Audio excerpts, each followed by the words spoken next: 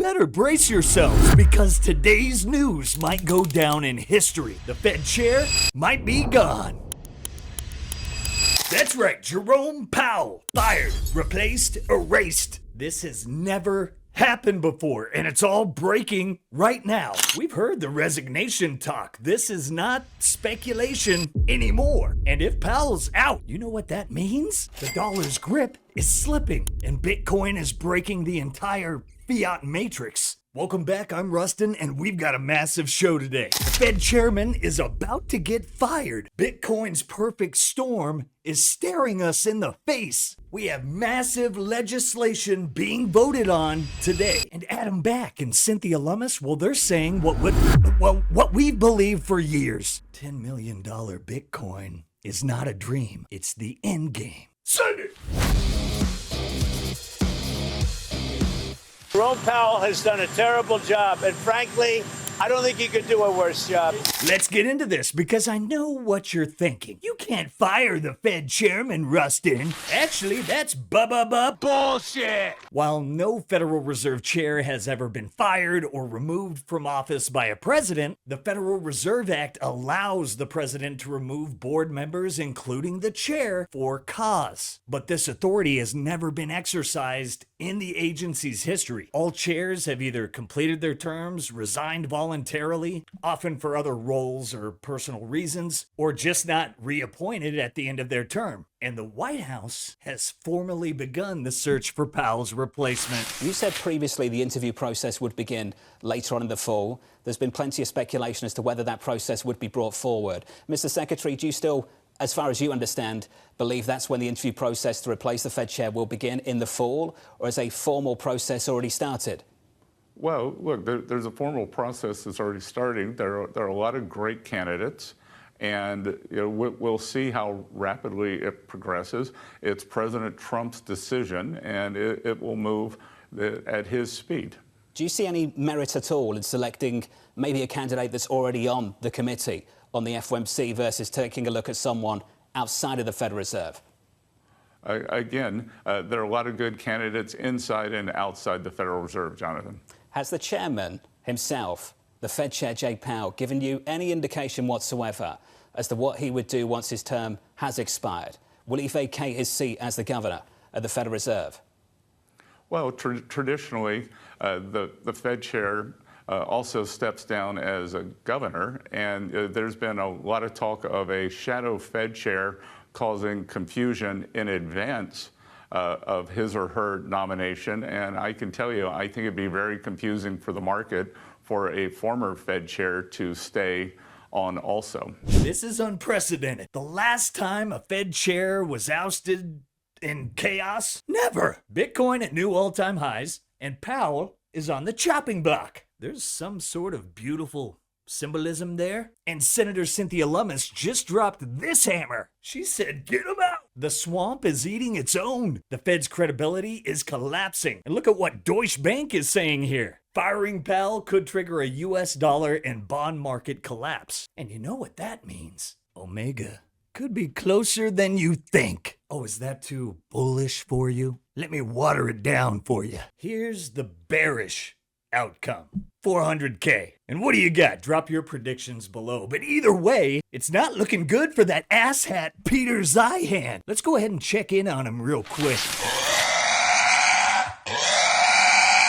Absolutely wrecked, like the Fed and Jerome Powell's career. And Peter's Schiff, just look at him seethe. And resignation would be a little disappointing. Still bullish, but I know you're like me and you want to hear, Jerome, you're fired, get out. But hey, if firing the Fed chairman and destroying the credibility of the Federal Reserve forever is not bullish enough for you, check this out. After failing yesterday, it looks like all three bills are set to be advanced today. This is all going down today, this afternoon, so we're likely to see some very interesting price action. Imagine being those Republicans who got called into the principal's office, and it looks like the orange man spanked them into submission. I guess rumblings that maybe the votes weren't there, and then, the president met with some individuals yesterday.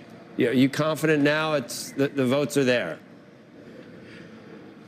I believe that we do have the votes to advance the Senate Genius Act, which will create the first federally regulated, with clear rules, dollar-backed payment stablecoin, which will unleash a new competitive round in how payments are done when they're used in a blockchain application. We also have the House's work on market structure, which we've worked through the House Ag Committee and the House Financial Services Committee. Strong bipartisan support for that bill. And then finally, Whip Tom Emmer of Minnesota. Mr. Emmer has his bill that blocks the federal government from creating a central bank digital currency through the Fed unless it's done with a specific authorization through Congress. So I believe that the House has the votes for those three measures, and the Speaker is working this morning on how they'll be coordinated and presented to the House for consideration. What's your, what do you think? How long? It won't be today, will it? It was supposed to be today. Well, we expected to vote on clarity this afternoon and also vote on the defense appropriations bill and then vote on Genius, the Senate's stablecoin bill, tomorrow. So right now, I think that, based on the work yesterday of a small number of members taking down the House rule, is still under discussion this morning as to how that'll be sequenced and brought back to the House. Oh, wait, there's more. We have banks and sovereign wealth funds to get to. The green light means go for something, if you recall. That's right. The original $5 million Michael Saylor prophecy. And Catelyn Long says strap in because big things are coming July 22nd. One thing we haven't talked about yet, which is the report from the Treasury Department that's coming out on crypto on July 22nd, which is 180 days after the initial crypto executive order. And I am hearing rumors and believe very strongly that that is going to be a watershed event. And the stablecoin bill is out there in the mix as well. Those two things I think are going to massively change the dynamic in just the next few weeks. And I think a lot of folks who sat back thinking and hoping and praying that this would go away are about to be rolled over by an incredible wave of innovation that's coming from this industry. The suddenly part of gradually then suddenly comes in a hurry. And there are nearly countless catalysts for Bitcoin to go nuclear right now, like this. 30-year Treasury bills are back over 5%. PPI has come in below expectations. And not good, Japan's bond yields are going parabolic. Here's a good question. What happens when Japan has to offload treasuries to prop things up? The Colonel says we're dangerously close. Well, I'll tell you what happens. Bitcoin teleports. That's what happens. And I've got some numbers here that are displaying the mother of all supply shocks, Mo ass, and they're gonna blow your mind. Let's go ahead and start with the plebs. You hear blah blah, BlackRock, and the rest. But this is major signal. Shrimps, crab, fish, they are all buying more Bitcoin than miners produce. And the institutions are not letting up anytime soon. Demand is actually surging. And now public companies hold $91 billion plus in Bitcoin. The levee is going to break. And when it does, it's going to rattle your sphincter. But you know, we could get into the specifics, but I think the big picture is that regulatory uncertainty, the lack of regulatory clarity has been the reason for 15, 16 years that the mainstream capital markets haven't felt comfortable engaging with that space. That's changing this year, and it's opening a new chapter. And this week is an important step on that front. You reckon that we could be looking at, excuse me, at Bitcoin at $200,000 by the end of the year? That's right. Yeah, every year, our research team, led by our CIO, Matt Hogan, put out some predictions, 10 predictions. And $200,000 Bitcoin is our prediction for the ending price of Bitcoin this year. What will push it higher? Partly institutions more comfortable? Yeah, you know, it sounds so basic, but for 15 years, crypto and Bitcoin has been a very hard asset class for the $100 trillion capital markets to participate in, and that's changing. This year is a different year and the beginning of a different chapter. And the reason it's changing is because of this topic of regulation. It's now opening up. Banks are engaging, corporates are engaging, sovereign wealth funds are engaging, and that's creating flows that are outstripping the supply that's available, and we're seeing price push higher throughout the course of this year already.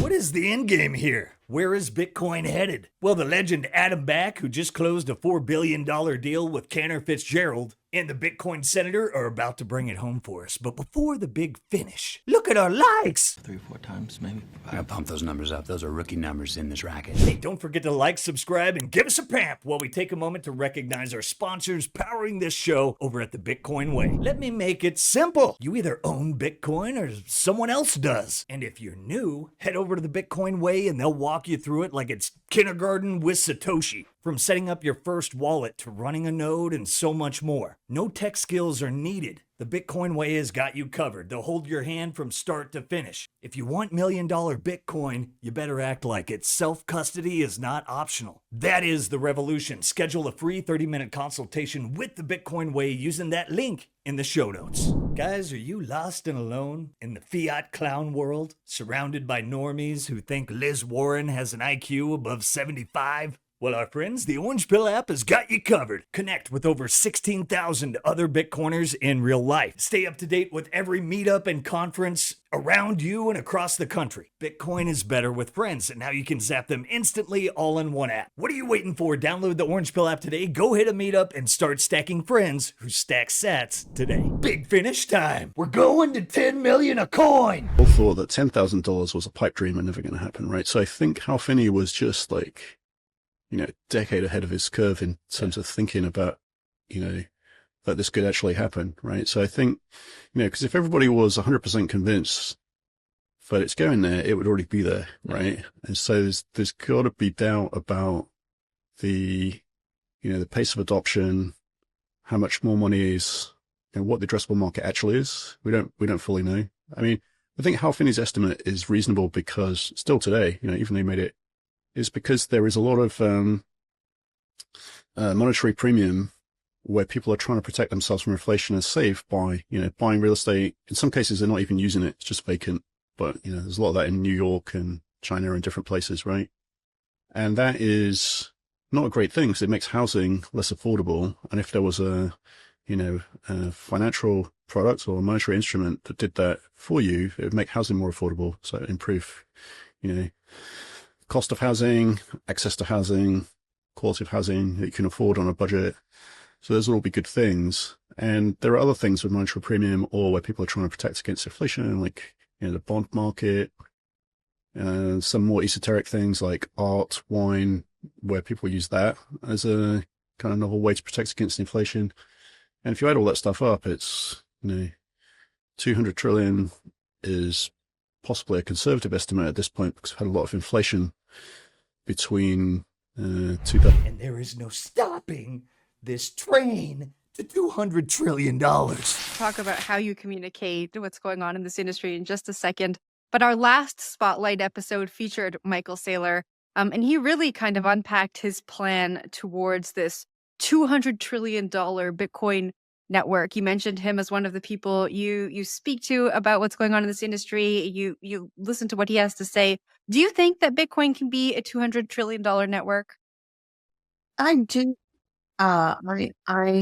When you look at the fact that it is fully decentralized, that it is immutable, that it is scarce, that as more of it is mined, the volatility is going to decline. Its use cases will expand.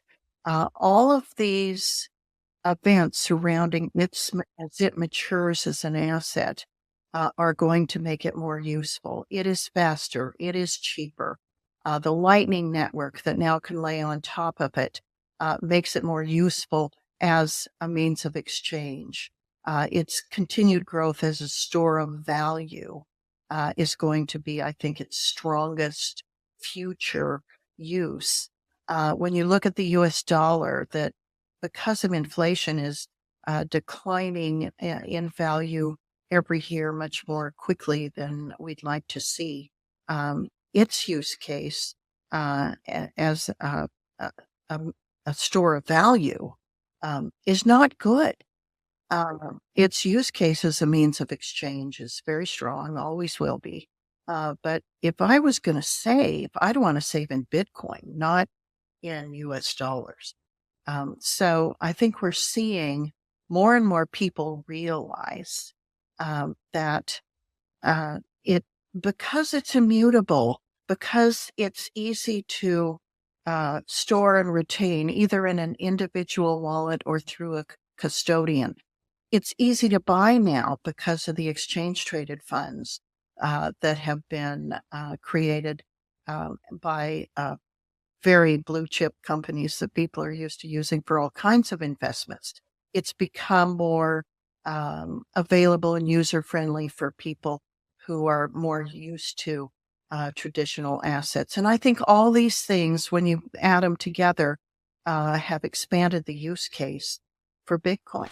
Jerome Powell is on the way out. GFY, the dollar is on life support and Bitcoin is entering a new era. This is the perfect storm. Legal clarity, institutional FOMO, fiat chaos, and memes becoming our monetary policy. So if you're holding dollars, good luck. If you're holding Bitcoin, congratulations, you're early. Stay humble, stack sats, and tell Peter Zeihan to have fun staying poor. We'll see you at $10 million. And I will see you at Mining Disrupt 2025. This is going to be absolutely wild. The biggest Bitcoin mining conference and expo in the world is heading to Dallas, Texas, November 11th through the 13th. Dennis Porter, Samson Mao, Lawrence Lepard, Luke Dass Jr., the Bitcoin Mechanic, and countless others are ready to send it. Mining Disrupt is where the Bitcoin mining elite converge. Deals are made, innovations unveiled, and the future is forged. If you're serious about mining, you can't afford to miss this one. Be there or be left behind. Grab those tickets today. Come see Simply Bitcoin at the news desk.